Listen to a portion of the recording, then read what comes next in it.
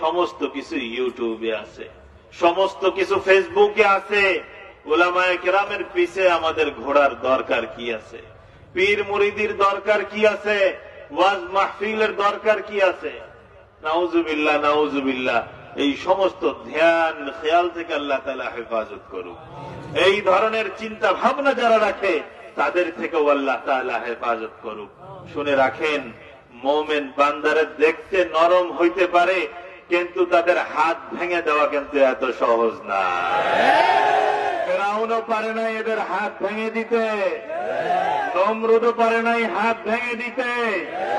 এই মুমিন মুসলমানদের হাত নরম দেখা যায় যখন মুষ্টি করে শক্ত করে, যখন মুষ্টি করে শক্ত করে।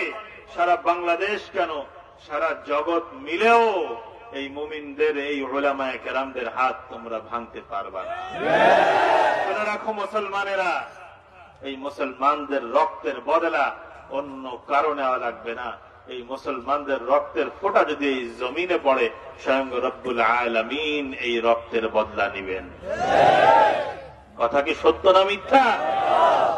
আজকে অনেক ধরনের অনেক ষড়যন্ত্র চলছে।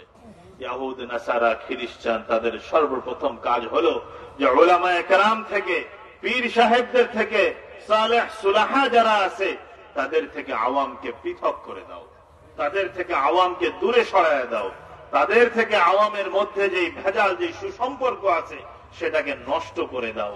এটা হলো তাদের সর্বপ্রথম ষড়যন্ত্র।